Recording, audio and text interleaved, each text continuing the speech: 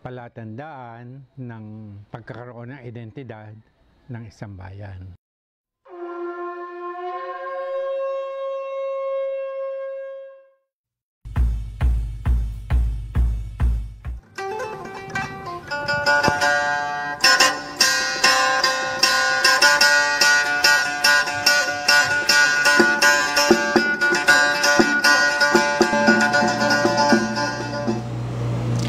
Magandang gabi po sa inyong lahat.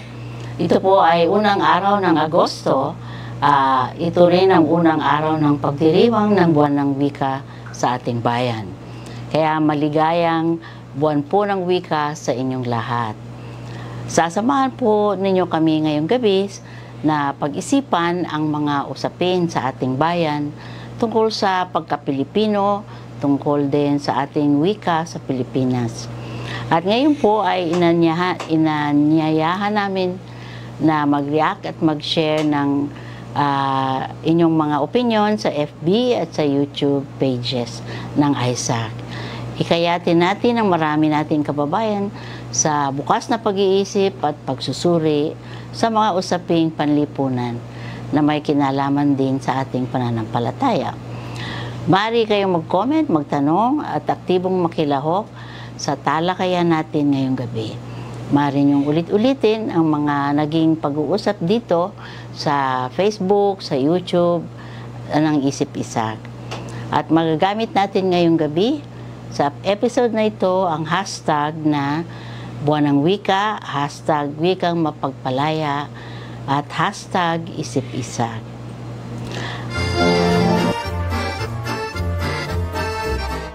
Unsa? Nano ka na? Ang ating bayan ay sinasabing may 186 na wika at nasa 170 dito ay wikang bernakular tulad ng Tagalog.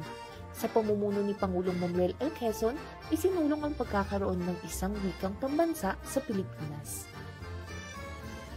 Ang pambansang kapulungan ay magsasagawa ng mga hakbanging tungo sa paglinang at paggamit ng pambansang wika batay sa isa sa umiiral na katutubong mga wika.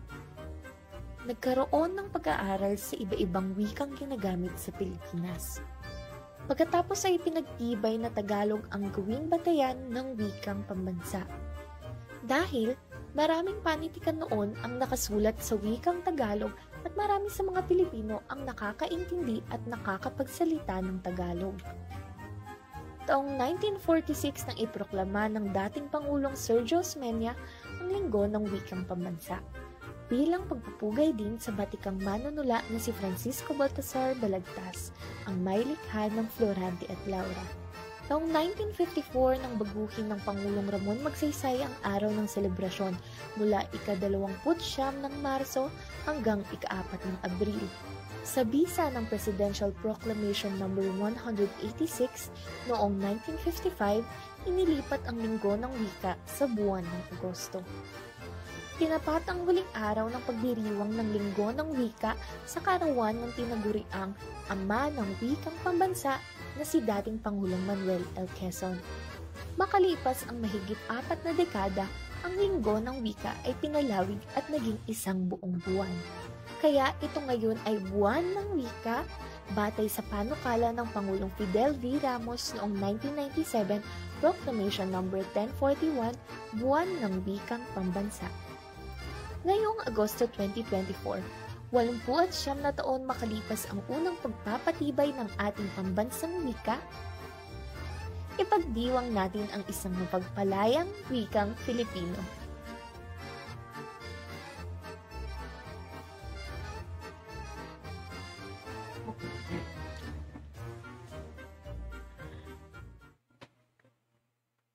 Kasama po natin ngayong gabi ang kasalukuyang dekano ng Kolehiyo ng Arte at Literatura sa Universidad ng Pilipinas sa Diliman.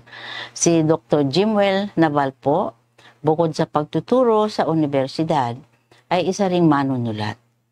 Nakalimang beses na po siyang nanalo sa Carlos Palanca Memorial Awards for Literature para sa kanyang mga maikling kwento. Nanalo na rin po siya sa mga patimpalak ng ANI at ng Asian Festival essay writing. Siya rin ang kauna-unahang nagawaran ng National Commission for Culture and the Arts ng Writer's Prize para sa maikling kwento. Marami na rin siyang naimlimbag ng mga aklat. Magandang gabi sa iyo, Dr. Jimwell. Magandang gabi po, Dr. Melba. Maraming salamat at napaunlakan ninyo kami sa paanyaya natin. Ngayon naman po, buwan ng wika ngayon. Para sa inyo po, ano ang kahalagahan o significance nito sa ating panahon ngayon? So, yung itong mga pagdiriwang sa ating wika, ito po naman po ba ay bahagi ng ating pang-araw-araw na gawi? Meron nga bang significance ito sa dapat nating isa-isip, no? Sa ating pang-araw-araw na buhay? Malaki po ang kaugnayan nitong wika dahil every time na binabanggit ang wika ay kasangkot ang kultura.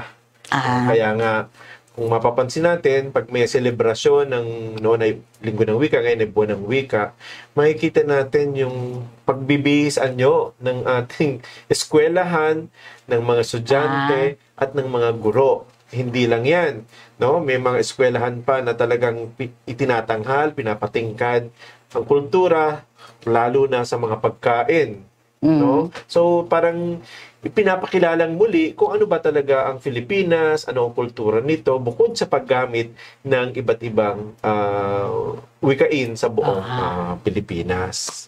No? So damay-damay lahat. Parang merong selebrasyon ng buong linggo ng Agosto. Parang katutubong Filipino. So bumabalik tayo, no, sa ating pinagmulan kasi maraming tinatanghal, pinapakita dito. Kaya lang ang problema dyan, bakit tuwing Agosto lang? No? Ang wika naman ay sinasalita 24/7, no? So parang lumalabas nga before parang pagseselebra ng kultura na ito at hindi lang ng wika. No? So okay pa rin 'yon kasi dahil nga tayo maraming sumakop sa atin at naimpluwensyahan tayo ng wika nila, ng kultura nila. At least may isang buwan na bumabalik tayo sa sarili natin. No, pero sana hindi lang Agosto, kundi araw-araw ay araw ng wika dahil araw din ng kultura Filipino yan. Oo nga. Sabi nga nila, malalaman mo ang isang kultura kung titingnan mo ang lingwahe nila. Doon mo makikita yung worldview, doon mo makikita yung kanilang mga pananaw. Kagaya ng halimbawa, wala tayong word na indigenous sa privacy. Meron tayo Spanish, privado, publiko. Pero wala tayong indigenous na word. Ibig sabihin, hindi natin alam yung konsepto na meron kang space na ikaw lang ang pwedeng pumasok, yung iba hindi kasi private. Kaya wala tayong notion ng privado at publiko. Kaya minsan nako-confuse natin yung dalawa. No? Yung mga public na vehicles nagiging private din. Yung mga ganun. So, that's a good, actually, nasasalamin ng wika ang kultura.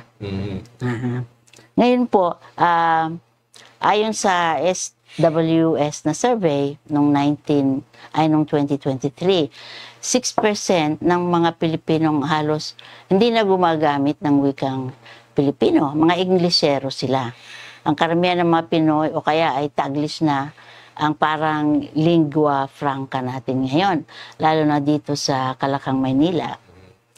Meron daw tayong 40 languages na itinuturing na endangered, no? Vanishing na. Less than 8,000 speakers na lang sa mga local languages nila. Tulad daw ng Isarog, Agta, 5 tao na lang daw ang documented na nagsasalita nito. Gayun din yung salitang Ata na 3 tao na lang.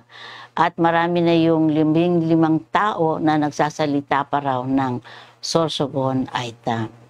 Pero namamatay na ang mga local languages natin bukod dito, no? Marami tayong indigenous languages na endangered, sabi nga. Now, itong nakaraang buwan lang, nakapasa na sa ikatlong pagbasa sa Senado yung Senate Bill 2457 na nagtatanggal sa provision ng mother tongue-based na multilingual education pinagtibay naman sa Republic Act 10533.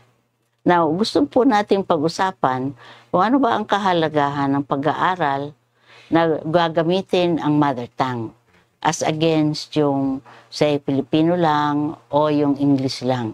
So, ano ba ang pananaw po ninyo dito?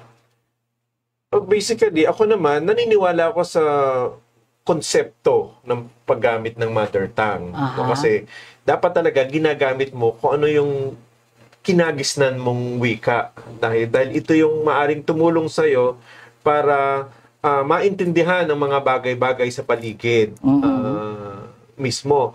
Pero dahil tayo isang multilingual na bansa, no? 180 nga no? Hindi pa nga kasama ang sign language doon.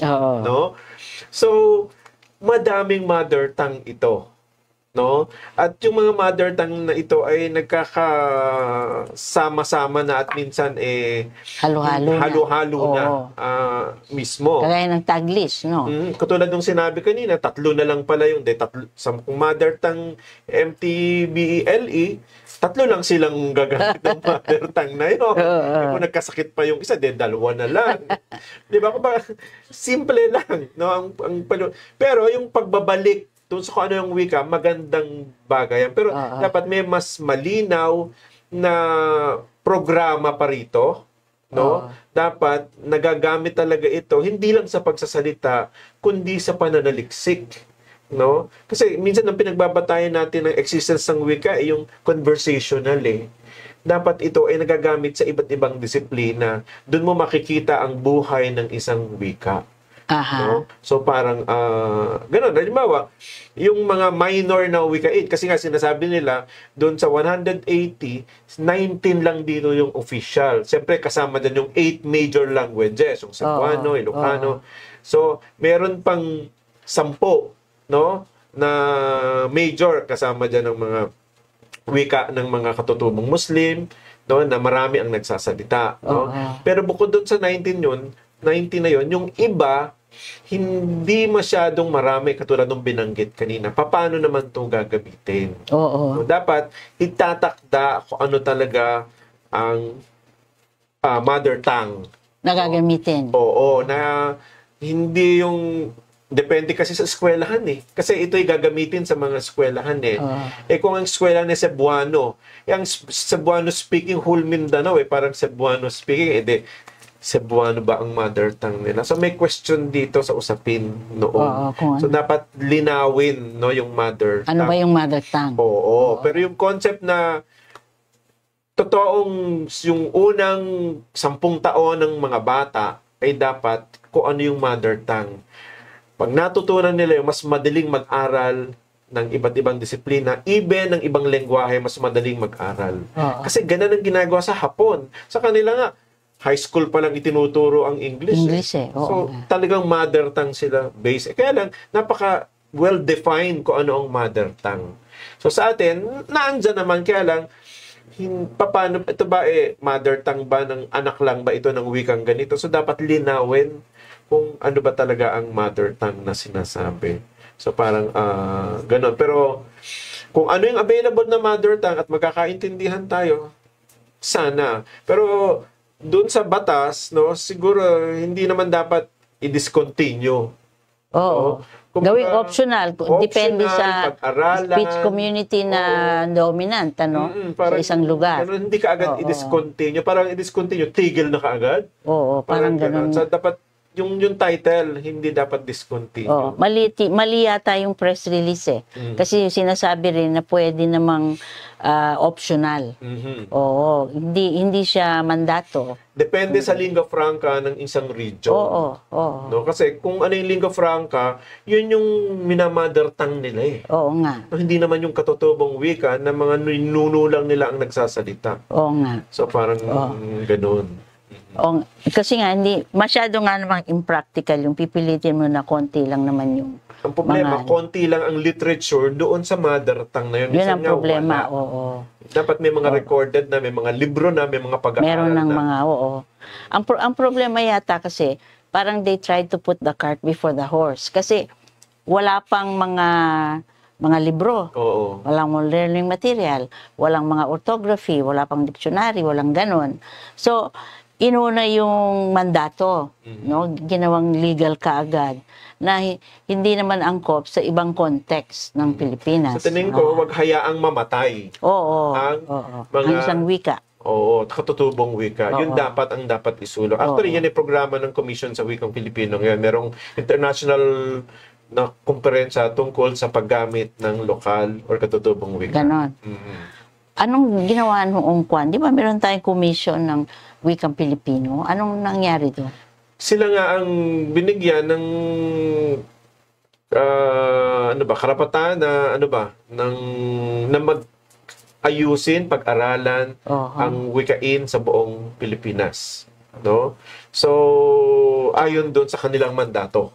Oo. No? Pero dahil politika rin kasi ang wika no, depende kung sino ang commissioner na ilalagay mo diyan, no? Kasi may board of commissioner yan na may representasyon yung 8 major languages. No, yung 8 lang kasi ito yung pinakadominanteng nagsasalita. May commissioner sa Tagalog, sa Cebuano, sa Ilocano, Pampanga, Pangasinan, Bicol, Samar, Leyte, no? So, yun lang, paano na nga yung iba? So, dapat may representasyon din. Yung grupo, yung regional na wika, na ganito, ganan. So, doon lang sila nakatutok kalimitan. Okay. Kagaya ng Kuyunon halimbawa sa Palawan, mas marami na ngayon na dahil maraming migrants, no, galing sa ibang kapuluan. Yung Tagalog na ang lingua franca, hindi na yung Kuyunon. Yun lang matatanda na lang ang narinig ko na nagkukuyunon. At saka yung mga taga-Kuyo, yung mga ganon. Pero siguro, baka ang feeling ko kasi, hindi pwede yata ito homework lang ng legislative fiat. Dapat siguro yung mga native speakers ng mga mother tongue na yon, sila yung mag-umpisa rin na, kagaya ng ginawa ng SIL, yung mga missionary sa... Yes, nung American period. Yung bang, sila yung nag-preserve ng mga epics. Ginawa nilang, nilagay sa... transcribe nila, ginawa nilang ginamit nila sa version ng Biblia. Oo. No? Kaya nabuhay. Maraming mga, actually, hindi ang little known fact ng tungkol sa wika, people don't realize na once nagkaroon ng translation sa Bible, nabubuhay yung wika. Nabubuhay. Yun ang ginagamit nila eh. Once na nagkaroon ng translation. Yun ang malaking contribution ng mga yung translators. Medium ng service no, sa simbahan. Halimbawa, meron pa ngayon nag-Ilocano service no, diyan sa TAF, no? So merong Cebuano. Meron sa yung paggamit nun, so malaking bagay yun sa pagpe-preserve. Hindi naman dying yung wika na binanggit ko, pero importante para lumagana pa rin. Tsaka pwedeng yung mga literature na para ma-preserve din yung wika eh. Yung aking kaibigan si Juliet sa Pampanga, yan ang advocacy niya, yung magkaroon ng yumabong yung literature sa Kapampangan. Yung gano'n, parang gamit yung kanilang sariling Tsaka gumagawa siya ngayon ng mga kanta sa simbahan na Kapampangan. Narinig ko, sabi ko, okay yan sabi ko gano'n. Kay Dr. Juliet Malyari. Si Juliet, okay. Kaya board namin yan sa Isakit. Ngayon, sabi ko, dapat siguro ganon. Yung, hindi kaya ng gobyerno yan sa totoo lang, they will always have this legislative na mga kuan. Kaya lang, sa totoo lang, ang talaga makakagawa niyan, mga mamamayan din. In other words, yung mga, kumbaga, culture bearers din, ng mga wika na yon. At lalo na ang simbahan. Kasi maraming ebidensya na pagka na-translate ang isang wika, nalagay sa naging script, tapos na merong continuity sa language. Nabubuhay siya. Kaya siguro yan ang dapat malaking contribution ng mga simbahan. No? Hindi yung panay ang inaano natin kahit lang sa worship, no? Ang palaging English o kaya yung mga Hillsong. Yes, yung kaya sabi ko dapat ang Isaac merong himnaryong Pilipino na program. Kasi nga gusto nating yumabong yung gamit ng wika natin. Pero yung mga translation mula sa English yun eh, di ba? Mula sa British English na mga kanta, na mga 1800. Kaya ayaw nga namin ng translation eh. Gusto namin yung talagang original. Original. Oo. Actually, maglalabas ang Isaac ngayon ng Himnaryong Pilipino na original na gawa ng ating mga musicians.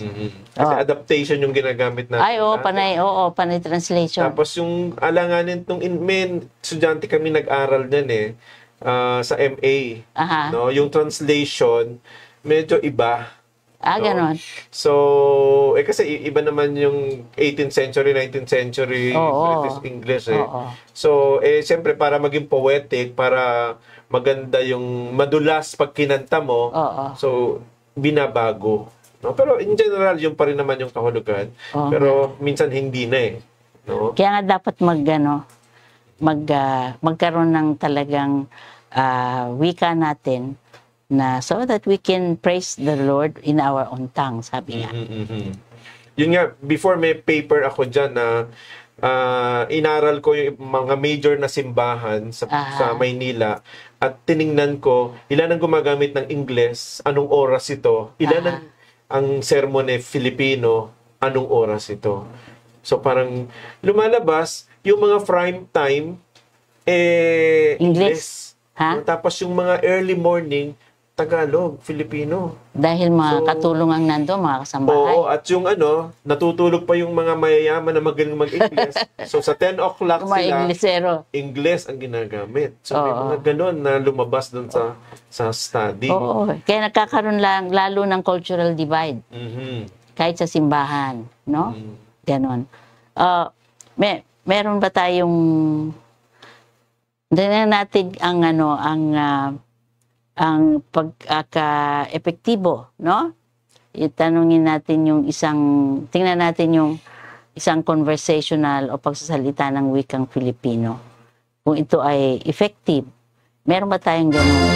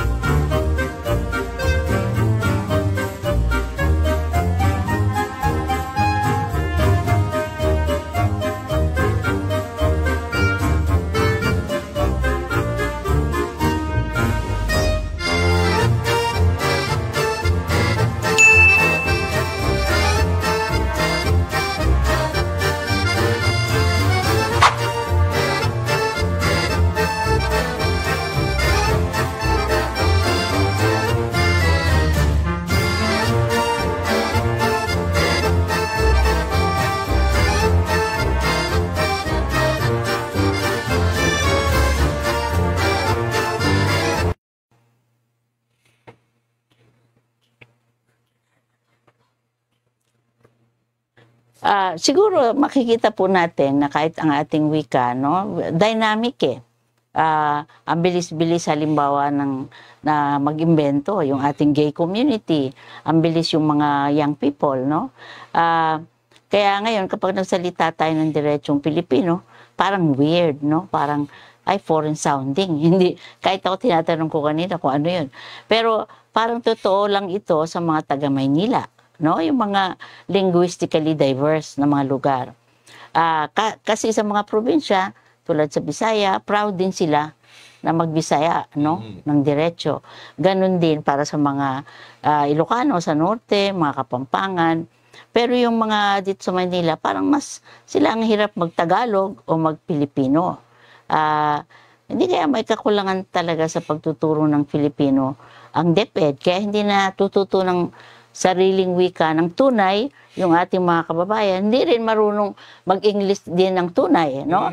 In other words, hindi ganun ka competent bilingually, no? Sa totoo lang, nagkakaroon ng code switching, pero kung straight English o straight na Pilipino, hindi tayo ganun ka-literate. No? Hindi kagaya ng mga Hapon din, ano? Ngayon, meron tayong version ng Biblia, no? Na Pinoy version.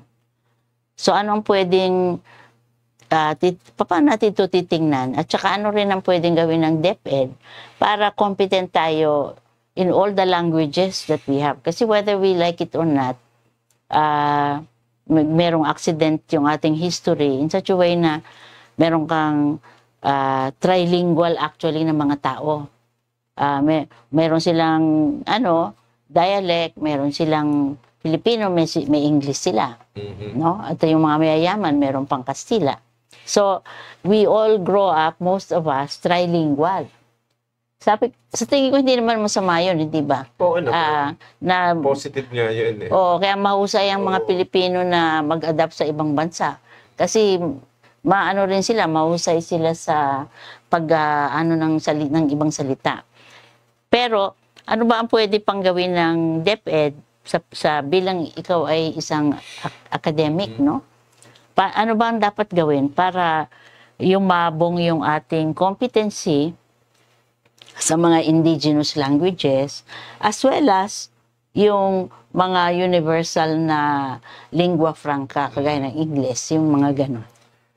Actually, nung araw, bahagi ang katutubong wika sa pag-aaral. Natatandaan natin, sa music, pinapakanta tayo ng mga folk songs. No? Pangunahin dyan yung Dandansoy, ang Pamulinawin. Di ba kinakanta natin yan? Kinakanta natin. Tapos yung mga Kapampangan song, and then Bicol song, na nasasaulo pa natin. Pero ngayon, parang hindi na alam ng mga bata yun. Bahagi yan ng pagtuturo. No? Bahagi ng pagkaalam sa wikang Filipino. So, importante yun. Saka, yung ginagamit din ng regional literature. No? Kasi nga, ang panitikan ay dominante ng Tagalog eh. Oo. No? So, ngayon, naisama na yan sa pambansang panitikan ng Pilipinas. Yung regional, bahagi yan. Kami, may mga kurso kami ng iba't ibang wika or kultura or katutubong wika sa buong Pilipinas. So, kasama ito, hindi lang Tagalog ang ginagamit. Kasi before, Tagalog na Tagalog talaga. So, dapat, bukod dun sa major na yun, yung iba pa, no, dapat may magkaroon ng kurso or subject tungkol sa katutubong wika. Kaya nga kami sa UP, meron kaming vernacular. Dapat meron kang 6 units na Cebuano or Bicol or Ilocano bago ka makagraduate. Ganun, mga major languages. May major language na yung language requirement. At the same time, meron din naman kaming foreign language, no? So pwedeng Spanish, dati required yung Spanish, ngayon optional na eh. May German, may French. So, kaya expose yung mga estudyante sa iba't ibang wikain sa Pilipinas at sa labas ng Pilipinas. No? So, makakatulong kasi yan sa pananaliksik mo. No? Kasi ang pag-aaral hindi lamang pagkatuto, kundi dapat marunong kang mag-research, marunong kang manaliksik. No? At gagamitin mo ang iba't ibang wika dahil yun ang mahalungkat mo sa library. No? So, hindi lang English. No? Kailangan nating pag-aralan ng English, pero kailangan din nating pag-aralan ang wika ng mundo para makilala natin ang mundo. No? Kaya nga, sinasabi ko sa klase ko, nung si Barack Obama umupo sa pagka-presidente, ang una niyang ginawa first thing na ginawa niya sa opisina niya, nag-aral siya ng Japanese. To know the Japanese economy. So, parang ganun. So, nag-aral siya ng Hapon. Bakit maunlad ang Hapon? Monolingual ng Hapon. pero napakaunlad. Hindi Samantalang sila tayo, ganun ka-diverse kasi. multilingual tayo, pero walang nangyari sa atin kasi konting English, konting Filipino, konting ganun. Wala tayong natutunan. Hindi tayo fluent both. Kahit saan. That's true. Yun ang binabanggit nyo kanina. Oo nga. So, parang ganun, dapat bukas tayo. Pero, dapat, ang pinaka-base natin ay yung mother tongue natin o yung wikang pangbansa in particular. No? Kasi ito yung tutulong sa atin para maunawaan.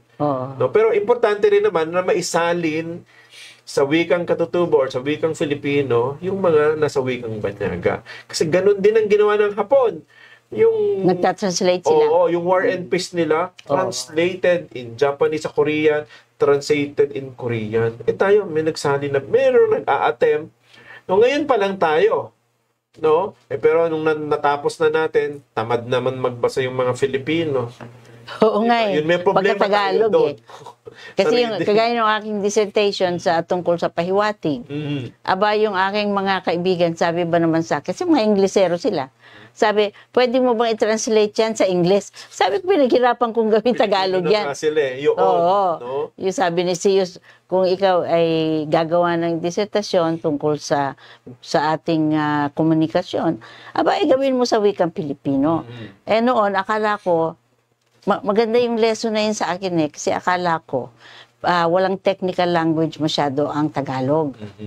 So, sabi ko kay Sius, mahirap po yata yan. Hindi, hanapin mo. Ngayon, Marami, may mga katutubong salita. Pero actually, mayabong pala yung ating indigenous language sa communication. At nakita ko na wala siyang generic na communication. Meron siya pala, ang biggest na pinaka-broad na konsepto, pakikipag-ugnayan. Which shows you na doon sa language lang natin, na ang dami nating mga words tungkol sa connection, tungkol sa pakikipag-ugnayan, relationship, kesa yung maglalagay ka lang ng information. Ganon. So, sa akin, very important talaga pala na lumusob doon sa wika. Dahil marami tayong, yung mga Inglesero among us, maraming mga hindi napupulot ng mga konsepto dahil hindi tumitingin sa wika natin. Yun ang aking experience Dati, akala ko walang technical language. Sila sa English kasi. Yun ang mas magaan sa kanila. Yeah. Kaya nga, siguro, rin, para hindi lang ito problema ng Komisyon ng Wikang Pilipino, or dapat tayo rin mismo will make an effort na malaman ng mahusay yung ating lingwahe. Kasi kagaya ko, I suppose maraming mga kagaya ko na Inglesero ang language of intellection ay English.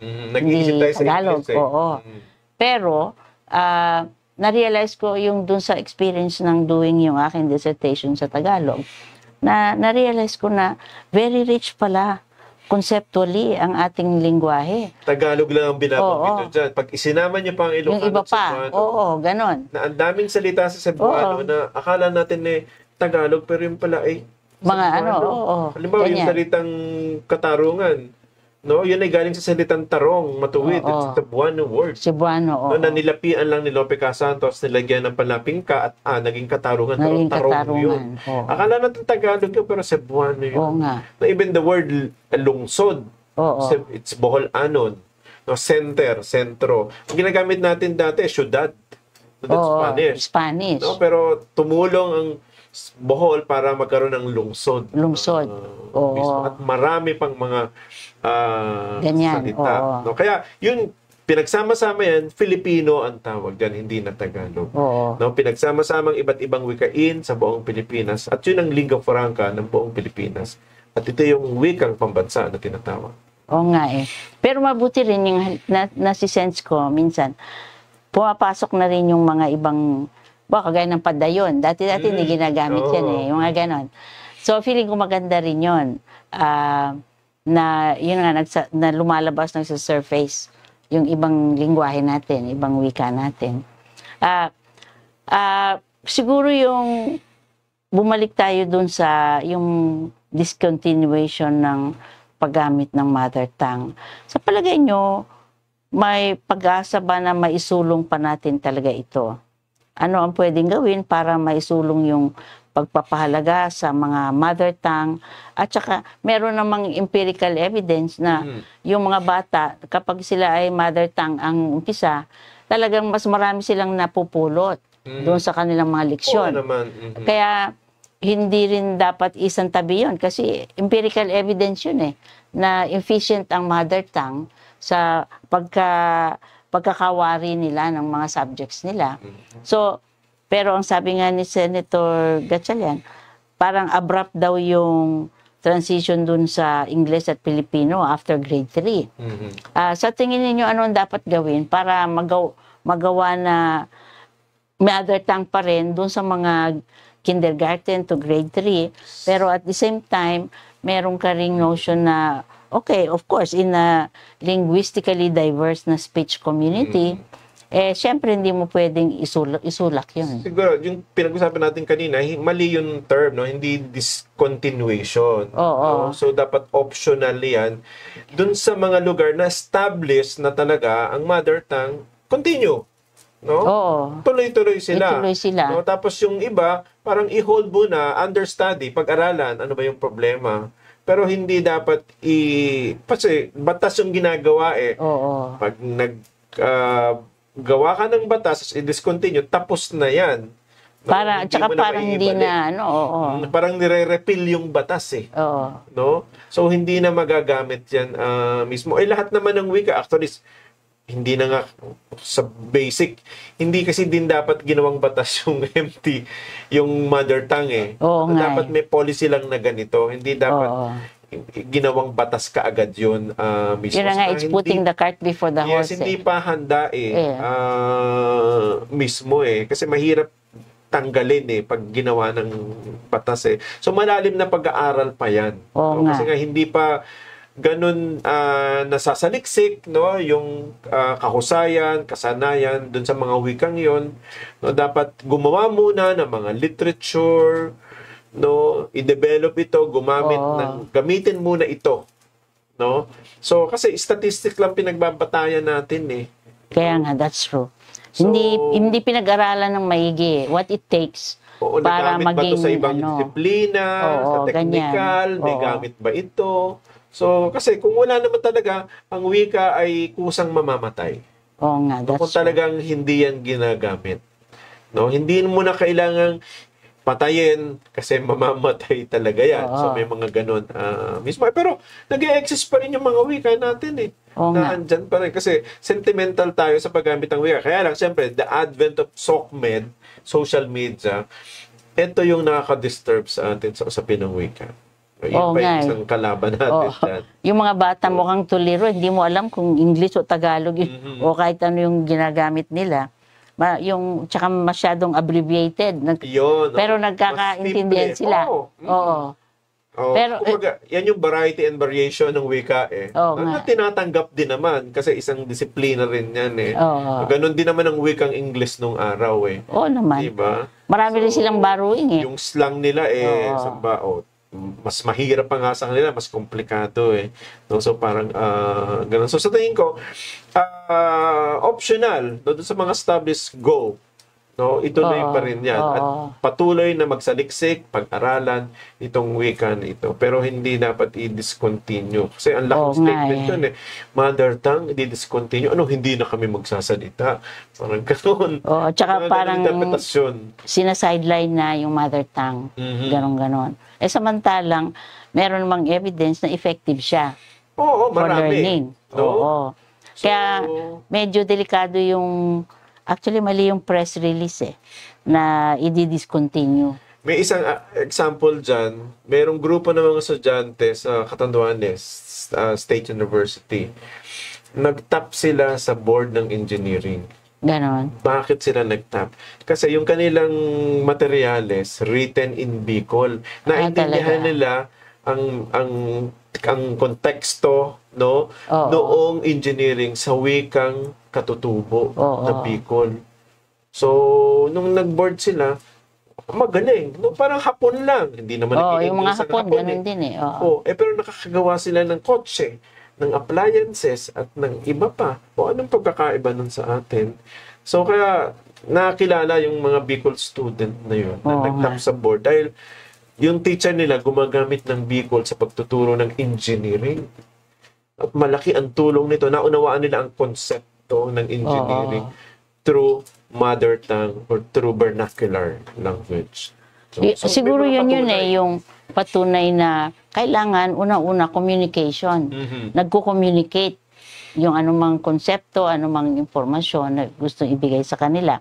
Ngayon, merong medyo konting dispute dito sa Pinoy version ng Biblia. No, kasi may mga tao na nagsasabi, "Oy, gusto namin 'yan, lalo yung mga bata." Dahil nagko-communicate. No? As against yung mga mabuting balita, yung mga older translation. Oo. Tapos, so ano ang siguro kung babalikan natin ito, magandang tingnan natin yung pakinggan yung isang sample verse nila. Pinanganak si Bethlehem nung panahong si Herod ang hari sa Judea. May dumating sa Jerusalem na mga wise men na nag-aaral tungkol sa mga stars. Galing sila sa east. Nagtanong sila, "Nasaan ang pinanganak na hari ng mga Jews? Nakita namin ang star niya sa east kaya pumunta kami dito para sambahin siya." Nang mabalitaan to ni King Herod, sobrang nag-worry siya pati ang buong Jerusalem. Kaya, pinatawag niya lahat ng mga chief priests at mga teachers ng law. "Saan ba ipapanganak ang Christ?" tanong niya. Sumagot sila, "Sa Bethlehem po sa Judea, gaya ng sulat ng prophet. Ikaw Bethlehem sa lupain ng Juda, mahalaga ka sa mga city sa Juda. Dahil sa iyo manggagaling ang leader na magiging guide ng aking bayang Israel." Sabi ni Dr. Anicia Del Coro, linguistic na. nasa kaibigan ko yan eh. Yan daw ay dynamic translation. Kaya gumamit sila ng heterogeneous na language, English, Filipino, sa yung Pinoy version na yan. Ang dating niyan sa mga Filipino language scholar na katulad mo, no?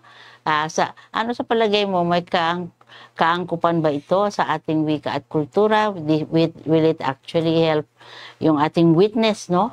Na at least naintindihan ng maraming mga kabataan halimbawa. Anong palagay mo dyan? Actually, naririnig naman natin yan talaga, no? Yung mga Sunday school teacher, no? Sa iba't ibang kapilya, yun din ang wika nila eh. Pag nag-lecture sa mga DBBS dati, nung araw, Taglish na ginagamit nila eh. Pero siyempre ito verse sa Bible ang binabanggit dito. Sabihin na rin nauunawaan na to ng mga bata, lalo na ngayon.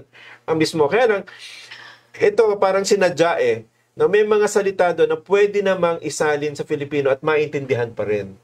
Siguro, yung mga walang salin, yun yung gamitin ang Ingles. No? Pero kung meron namang functional at ito ay nasa present corpus na ng Filipino, yun na yung gagamitin. Kasi nag-e-exist na yun eh. Kasi parang kutob ko yan, parang sinasadya na gano'n ang translation. So, kung walang-wala, they gumamit ng mga modernong salita o makabagong salita. Pero kung nag-exist na yan, tsaka ginamit na sa iba't ibang version ng Biblia. Kasi nung nag-research ako before sa Philippine Bible Society, dyan sa UN, no? Ang mga unang consultant pala at translator ng Biblia nung 60s, mga poet, no? At mga makata, no? Sina Liwayway Arceo, na nobelista, nagsusulat ng kwento at tagalista, Tagalog. Kaya yun ang lumabas sa version natin. Ganon. Ng Biblia. No? Na unang nirevise noong 1915, tapos madaming mga makatang Tagalog ang kinommission para mag-translate. So kaya napaka poetic nga eh yung sa Psalm, 'di ba? Ang Psalm ay poetry eh. No? So makikita mo parang tula totoo naman eh. Oo. Diba? So, nung sinali nila, mas naging tula. Kasi mga Makata ang unang Oo. nagsalin at nag-edit ng Biblia. Kaya ganun yung lumabas. No? Pero kung moderno na sila noon, no, iba yung version. No? So, kaya pwede naman talaga para importante, lahat naman ng wika maintindihan ng Diyos. Kahit nga hindi ka nagsasalita, naintindihan ka ng Diyos. Diba? So, parang ganon. No? Ibig sabihin, kung ano ang mas naiintindihan ng tao sa simple paraan, pero hindi nawawala yung kahulugan nito at baka ang problema kasi baka maligaw ang mananampalataya pag kakaiba, no, pag Becky language ang ginamit mo. O yun, hindi ko nga naintindihan yun. Mapunta sa langit, mapunta sa kung saan man mapunta. So parang gano'n. So yung wikang naiintindihan ng higit na kararami. Kasi karapan din naman ng mga tao na magsalin kung anong gusto nilang salita. So parang gano'n. Pero unti-unti, no? Hindi naman lahat, no? Hindi dahil actually, pinlalo na rin namin before yan na magkaroon ng Filipino version, as in wikang pambansa. Kasi Tagalog na Tagalog ang Biblia natin eh. Oo, ngayon. So, gagawing light. Pero hindi naman lalagyan ng Ingles. Pero gagawing light lang. Yung Hudyo kaysa sa Diyos, naintindihan pa rin natin ng Hudyo sa tingin ko. No? Magandang point yan eh. Na kung halimbawa, meron na rin, pumasok na rin sa lingwahe natin, yung mga Hudyo, o kaya kahit yung mga pangalan. Bawa, si Pedro. Bakit gagawin mong Peter? No, si Peter, ganyan. Meron namang Pedro na. Yung mga mayayaman niya, Pedro pangalan. Tonya. Ganun. Bakit gagamitin pa rin yung Ingles, ano? Na pwede naman na nasa lingwahe na. Currency na yun. Nag-exist na, yun na yung gagamitin. Magandang punto yun. Kung walang-wala talaga, dun ka mag-i-Ingles or i-respell mo sa Filipino. So parang gano'n. Kasi ginagamit na natin eh. That's true. Gagamitin. Ang importante nagko-communicate. Unless gagawa ka ng version ng Bible na gay lingo ang gagamitin or Becky language. So ibang usapin yun. Ganun. Pwede rin gano'n. Mas lalo natin hindi maiintindihan. Pero madali lang din intindihan yun. So, sa palagay ko. Pero, ano lang yun, limited sa isang speech community. Oo, kasi yung LBG community, LGBT. may sarili silang jargon na ginagamit. Na, ang problema doon, nagbabago-bago.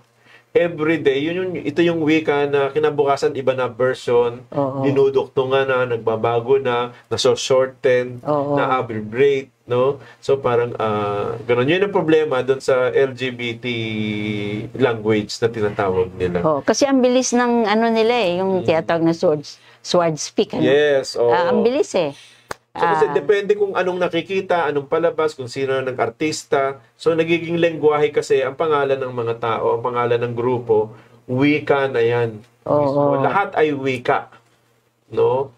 So, sa kapaligiran, pwedeng gamitin na wika. Ang nakikita natin, proper noun man o hindi, pwedeng gamitin mo na verb yan, pwedeng adjective. So, depende kung paano mo na lang iintindihin. Kasi ganun talaga ang dinamiko ang wika. No? At saka mahusay ang Pilipino. Naalala ko si Panganiban. Sabi niya, merong is talaga ng borrowing ang Pilipino. Kasi nga, andali na maglagay ka na lang ng prefix, ano?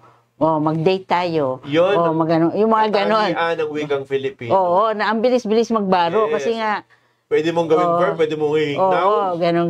Sa English, hindi eh. Kaya actually, English ang isa sa pinakamahirap na wika sa buong mundo. Pero yan ang ginagamit. Kasi ang daming rules. Dapat mong sundin yung past tense, present tense, future, may mga perfect pa, etc., etc. At napaka-meticuloso tayo doon. Pag mali ka, mali ka. Pag mali kang mag-Ingles, bobo ka. May ganun tayong konsepto. Kasi wika ang pinagbabatayan natin. Pag namali ka ng spelling, pronunciation, ang hina naman nito. Anong tawag mo sa mga Incheck at sa mga Hapon? Hindi ka sila nag-i-English. Bobo sila. Sila gumawa ng lahat ng bagay-bagay sa mundo. That's true. May ganun tayo. At saka, na-universalize niya. Kagaya nung K-pop, ano? I mean, Korean na Korean, pero nasasabog nila sa buong mundo. Yung ganong tipo. Kaya gusto ko yata yung Bini. Yung Bini natin, may mga nag-aaral na raw ngayon ng Tagalog dun sa Amerika dahil gusto nilang maintindihan yung mga kanta ng Bini. Kanta ng Bini. Sabi ko, aba, that's good, ha? Sabi ko ganyan. Yan yung tatapat dun sa army. Oo. Kasi may SB90 na rin eh.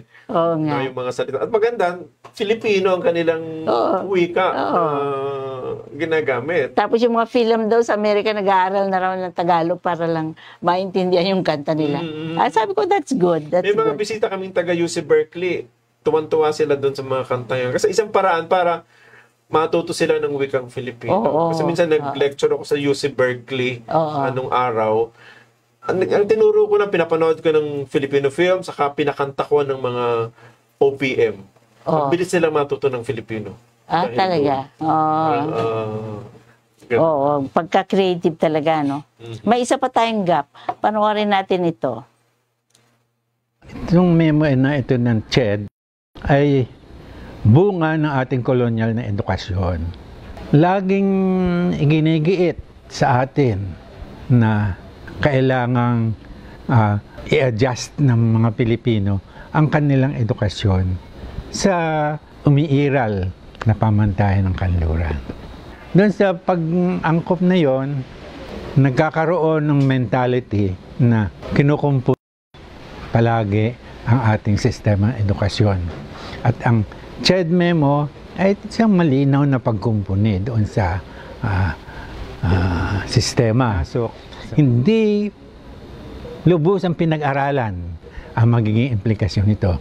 Hindi na pag-isipan, isang malaking problema talaga na dapat kilalanin ng mga namamahala sa ating sistema ng edukasyon ay yung ibinunga ng kolonyal na edukasyon.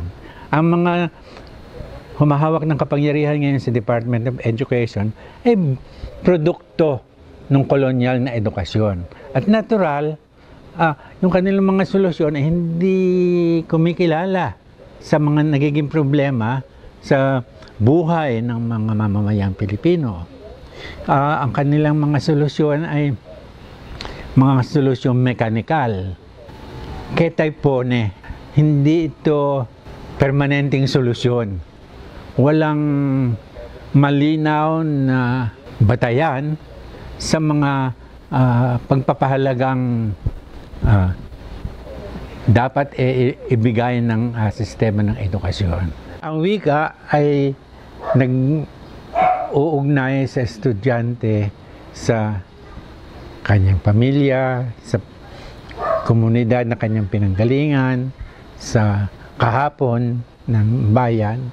Ang wika ay palatandaan ng pagkakaroon ng identidad ng isang bayan.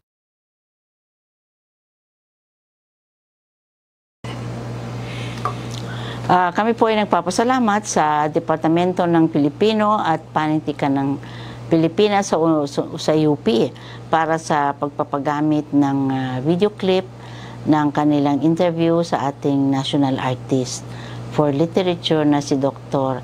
Bienvenido Lumbera. Now, pag-usapan natin ang wika, bayan at pagka-Pilipino natin. Kapag hindi ka ba bihasa sa wikang Pilipino, nababawasan ba ang pagmamahal mo sa iyong bayan? Ano ang saysay ng pagpapahalaga sa wikang Pilipino sa ating pagka-Pilipino?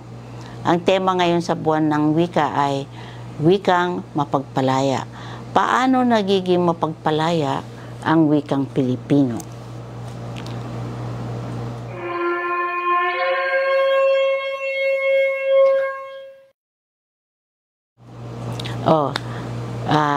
Dr. Jimwell, meron kayong mga masasabi dito? Paano magiging mapagpalaya ang wikang Pilipino? Tulad sinabi ni Dr. Lumbera, no, ang wika kasi ay nagpapakilala ng identidad, no, ng isang individual, no, ng pagkamamamayan mismo, no. Pag ginagamit mo ang wika mo, no, so at naiipaliwanag mo ang gusto mong sabihin, no, sa mamamayan, sa kapwa, isang paraan na rin ito ng pagiging malaya, no? Minsan kasi ang pretext kasi nito, dati kasi tayong sakop, no? Tandaan natin, noong panahon ng Amerikano, pinagbawal ang paggamit ng wikang Tagalog, no? Na pag nagtagalog ka sa eskwelahan, may fine, no? May bayad o may mga parusa, no? Pinapapatakan ka ng kandila sa kamay, paluluhurin ka sa munggo, no? So parang ganoon para matuto lang ng wikang Ingles, no? So sa kontekstong 'yon, nagiging malaya kasi pag nasabi mo na, sinabi mo na, no, ang sarili mong nararamdaman gamit ang sarili mong wika, ang katutubo mong wika. So dito parang pinapalaya mo ang sarili mo.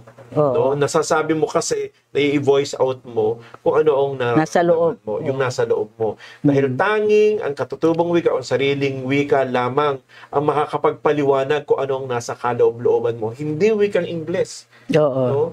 Yung wikang alam mo o yung mother tongue mo. So parang gano'n. So isa yung pagpapaalpas, no, ng damdamin mo kung ano mang gusto mong sabihin. So siguro, maraming ibang paliwanag dyan. Pero sa tingin ko, pag ako mismo, pag gumagamit ako ng wikang Filipino, parang napaka-relax ko at parang ang laki ng na-achieve ko dahil na-express ko, no? No, yung gusto kong sabihin, yung salobin ko. Yung sa Ingles, na-express ko rin naman, pero hindi ko yun wika eh.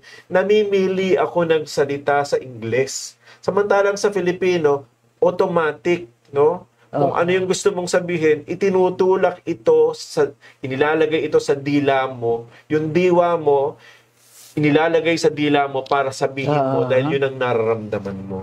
Sa Ingles, sort of ini-edit mo, namimili ka ng salita dahil natatakot kang magkamali dahil English yan. At pag nagkamali ka, mapapahiya ka. Parang may ganun. Sa wikang Filipino, walang ganun. No, dahil diwa mo nagsasalita ang nagbubuto sa dila mo, mother tongue, na sabihin ang gusto. Kaya nga tayo maingat tayo magsalita, hindi tayo kaagad nagmumura. Pero sa Ingles, nagagamit natin 'yun, no? Yung mga FUCK, yung mga PI sa Ingles, nasasabi mo. Kaya nga, may isang anekdota dyan, may isang kwento. Yung isang director sa UP ng play, no? So, nagde-direct siya, no?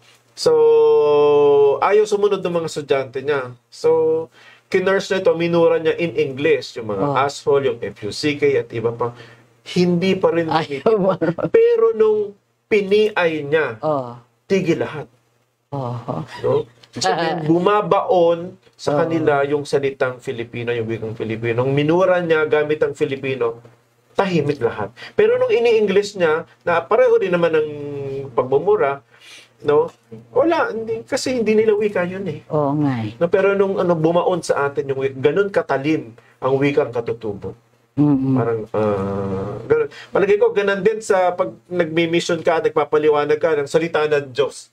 No? Pag English ginagamit mo, parang hindi bumabaon sa akin. May distance. Parang hindi yata ako maliligtas pag English ang ginamit. Although wala namang wika ang Diyos sa itaas. No? Lahat ay naiintindihan niya. Pero pag wikang Filipino, mas malalim ang pagtanggap. Na mas taimtim, 'di ba? Kumpara sa wikang Ingles. No? Kaya minsan pag hindi sa lahat, pag may nananalangin in English parang ako iba dating sa akin pag English. No, pero pag Filipino, mas taimtim akong nakikinig at tumatagos sa akin. So, yun ang importansya ng paggamit ng wika, no, sa akademya at sa pananampalataya. Well, salamat kay Dr. Jim.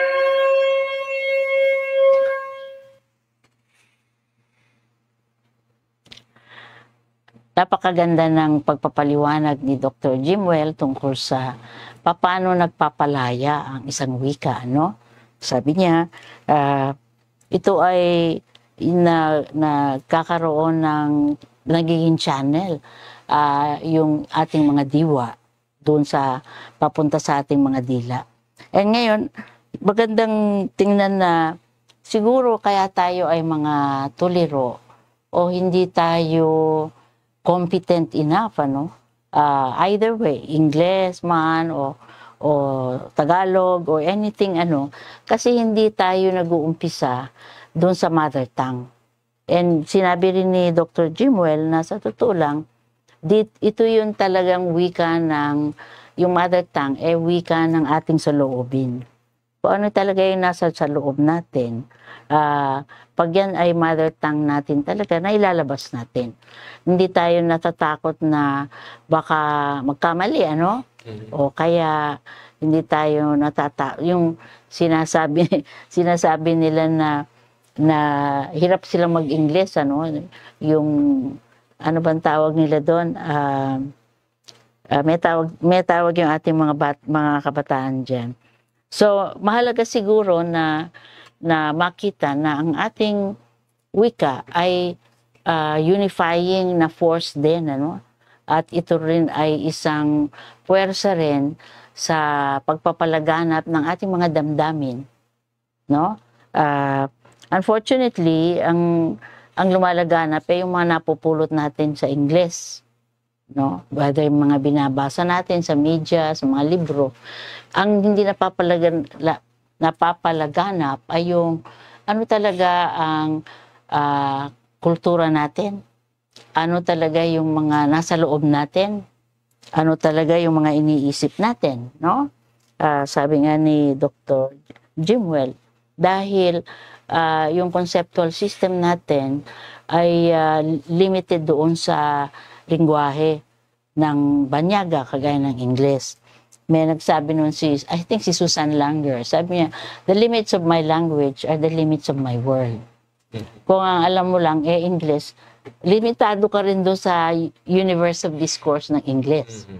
Hindi ka pa pumapasok doon sa sarili mong wika. So, importante yun. Yung notion na ang wika ang window sa soul ng isang kultura.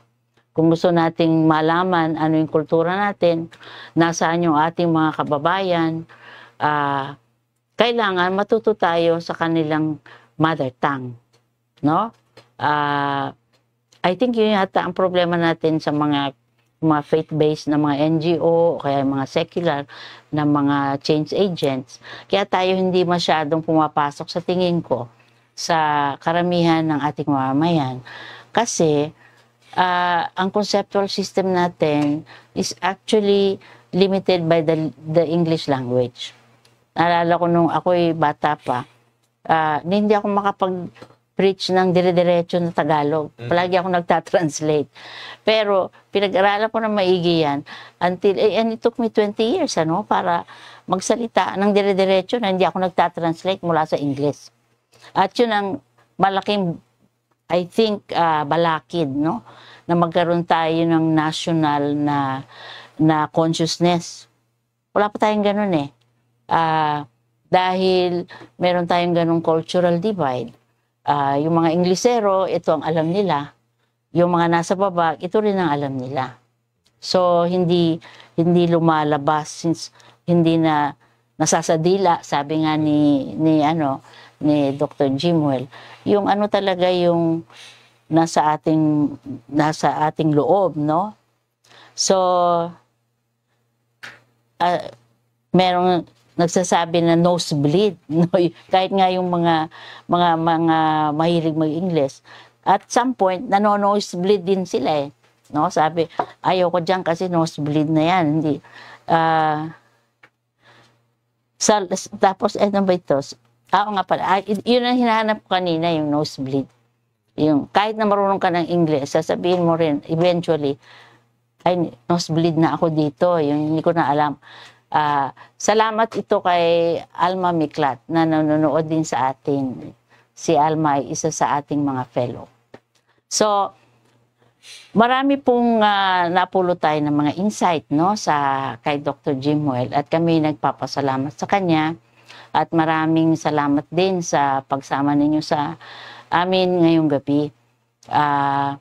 Marami po tayong napulot kay Dr. Jimwell sa kanyang pag-iisip, no?